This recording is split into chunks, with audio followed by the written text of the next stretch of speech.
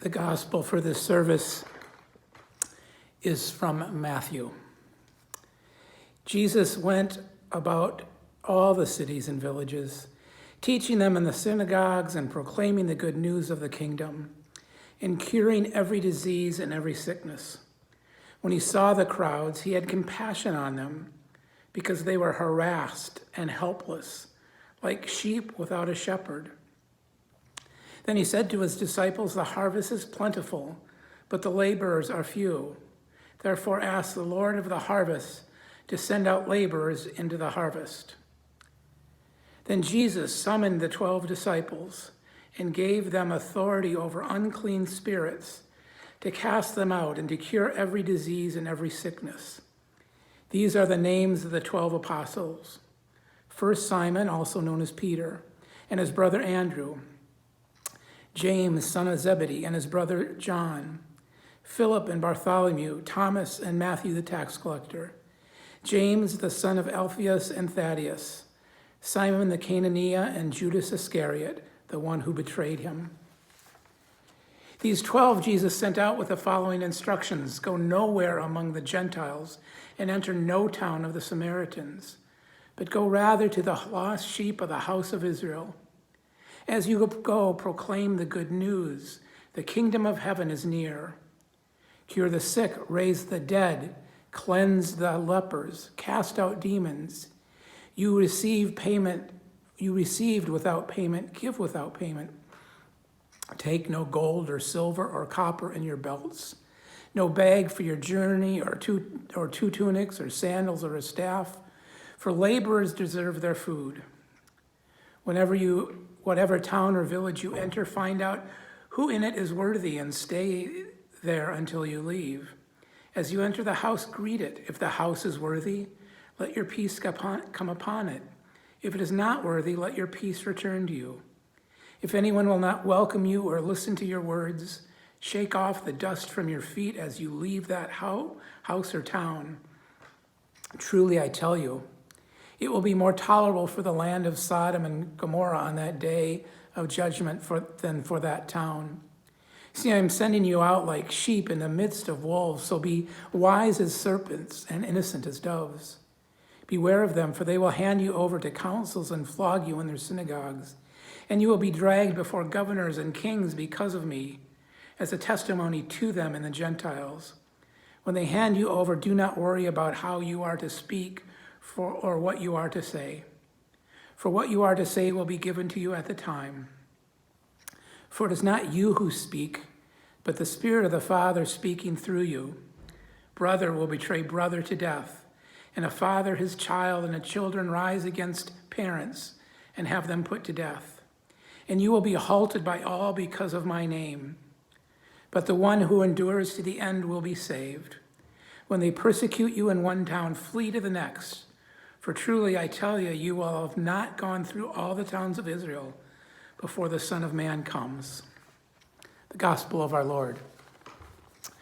I know that when you called me or in the interview process, you said you didn't want me to change things, and here I am preaching from a different place every week, but it is really hot in here and not enough length of time to turn on the air conditioner, and I need to, it's so hot I'm gonna sit for this. Since I've come here, we've hit some of my least favorite gospels to preach on. And once again, this is one of them, and it'll become apparent in a minute.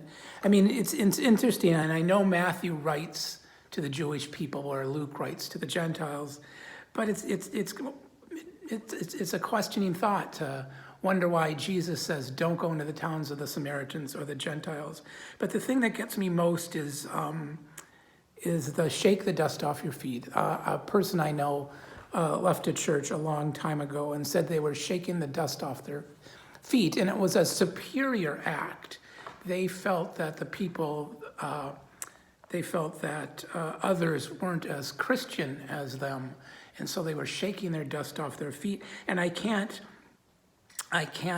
help but think of that act of every time that I come here to think of somebody saying that they were a better Christian and were leaving because they were a better Christian. And it's my issue. I know that. I know it's my issue.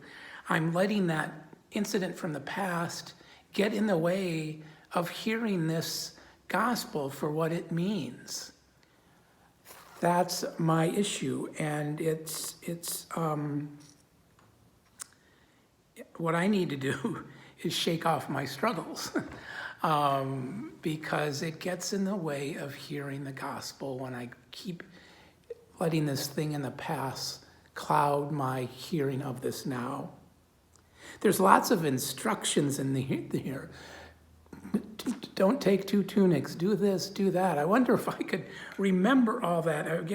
Sometimes I get so caught up in the task, we get so caught up in the details that we forget about what we are supposed to be doing. Are we doing it right? Is this the right way?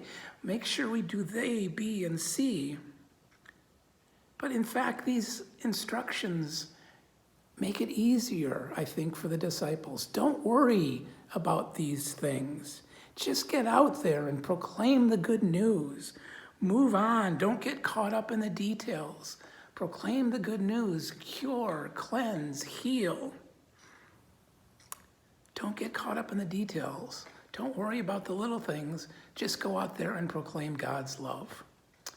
When I was in 6th grade, there was kind of an open classroom concept. And we kind of had different stations and we could do different things. Kind of like Vacation Bible School in a way, as I think about it now. And I needed to make my task, the thing that I needed to do was make a model of the solar system. And I tried several different ways of doing models and tried different things. And the project went on, and the teacher kept telling me I need to do it. And in some polite way, she just kind of said, Jeff, just do it. Stop making all the plans and just do it. And because I got so busy trying to figure out what to do or try different ways, I just never really did it. And twice in my life, probably more than twice, but 2 times, one in a job interview, and then another friend sat me down once and told me that I was a perfectionist. And I thought, a perfectionist meaning likes to do everything perfectly. And both of them said, no, that's not what we mean. What we mean is you won't try something unless you think you'll do it well. You need to learn to just try to do some things and fail, or it might be okay, but you get so wrapped up in the planning that you either do it or you don't do it. But you're so worried about doing it right, you don't do it. I hope you know by now that your pastor's not perfect. And I share these things because I want to share what I struggle with, and that might be what you struggle with too, as we try to live out our lives as God's people.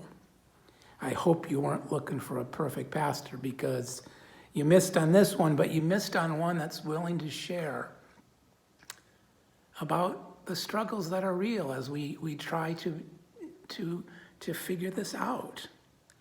And I think maybe that's what the shaking the feet or shaking the dust off the feet is about. It's not about those people aren't worthy, I'm moving on. It's about shaking out the dust of our past, our need to be perfect, our need to do it right, our need to have all the instructions set for every possible permutation that we don't do it. And maybe more, it's just try it, and if it doesn't work, move on and try again someplace else or in a different way, but just try.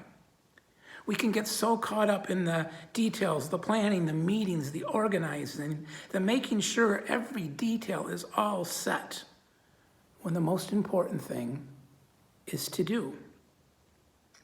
To proclaim the good news, to heal broken relations, to be with the poor, to love the unlovable. Don't plan it, just do it. So go and do likewise. Give it a try. Amen.